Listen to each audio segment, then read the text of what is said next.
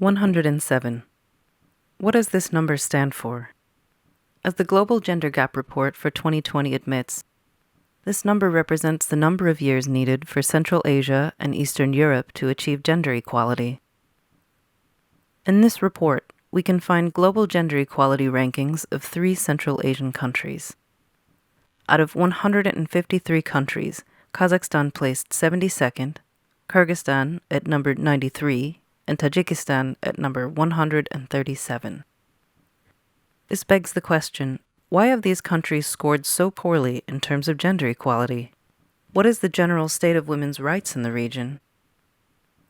This video will discuss the biggest challenges faced by Central Asian women today and how the current situation has been shaped by the region's modern history. Until the late 1980s, Central Asian women had considerable rights. Thanks to reforms introduced early in the Soviet period, many women were employed, had land rights, and a quota system in politics had been implemented. However, regardless of career status, women were still fully responsible for the household and childcare, thus hampering their capacity to become leaders in society. In the end, the emancipation of women couldn't be fully reached in Soviet Central Asia.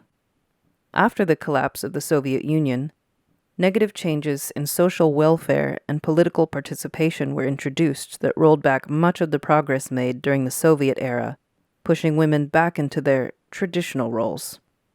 Nevertheless, Central Asian countries still ratified the Convention on the Elimination of All Forms of Discrimination Against Women, or CEDAW, Tajikistan in 1993, Kyrgyzstan in 1997, and Kazakhstan in 1998, all became part of the Beijing Platform for Action, requiring guarantees of gender equality in cooperation with civil society and other actors.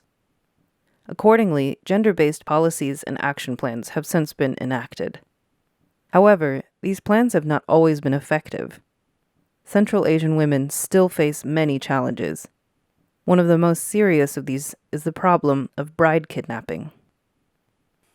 Despite laws criminalizing the practice, it is still common in Kyrgyzstan and Kazakhstan. UN figures state that in 2018, 13.8% of girls under the age of 24 were victims of this phenomenon in Kyrgyzstan. In Kazakhstan, 5,000 women are kidnapped annually, according to women's rights organizations. Most cases of kidnapping result in rape.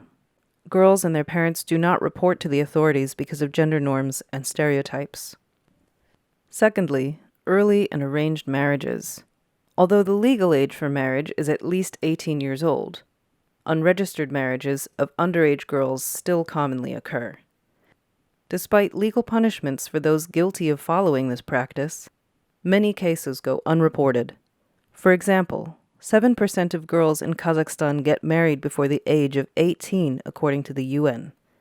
Even for those over 18, societal pressures to marry before the age of 23 limits the education and career possibilities of many women. Thirdly, domestic violence, a global problem to which Central Asia is no exception. According to UN Women, in Central Asia and Europe, 1 in 5 women in Tajikistan, 1 in 5 women in Kazakhstan, and 1 in 3 women in Kyrgyzstan experience violence, primarily from their partners. However, instances are likely underreported due to economic dependence on abusers and fear of community judgment. Furthermore, women's rights demonstrations are frequently repressed in Kazakhstan and Kyrgyzstan, including the International Women's Day walks on the 8th of March. In some cases, participants of peaceful protests have been taken to police stations or have been attacked by local nationalist groups. The political participation of women is another major issue. Politics in Central Asia have long been perceived to be the domain of men. One example of a mechanism for increasing women's participation has been the 30% gender quotas implemented in Kyrgyzstan. As for Kazakhstan and Tajikistan, there are no quotas, although both countries have almost the same number of women in their parliaments as Kyrgyzstan. Last but not least, women's employment and the gender pay gap. The latest report by Women, Business and the Law shows that Central Asian countries have been struggling with providing equal employment terms and economic opportunities for both men and women. In regards to equal payment, Tajikistan has a law mandating equal pay, while in Kazakhstan, women make 31% less than men do, and in Kyrgyzstan, women earn 25% less. The report also highlights the issue of sexual harassment in the workplace and at educational institutions. As Kabar Asia reports, every fourth woman in Kyrgyzstan experiences harassment in the workplace, and every fifth female student faces harassment at educational institutions. Despite measures being taken to some extent by government agencies and civil society, women's rights are not fully respected and defended in Central Asia. Hence, there is still so much to fight for. Though they work through tight limitations, organizations, networks, initiative groups, and individual activists continue to promote gender equality, lobbying and reinforcing the current laws and eliminating social norms and stereotypes concerning women's gender roles. This clip was created with the information project Centralasiengrupperna, funded by Forum Syd. We work to promote a democratic Central Asia with a strong, active, and inclusive civil society that contributes to human rights being respected and social justice achieved.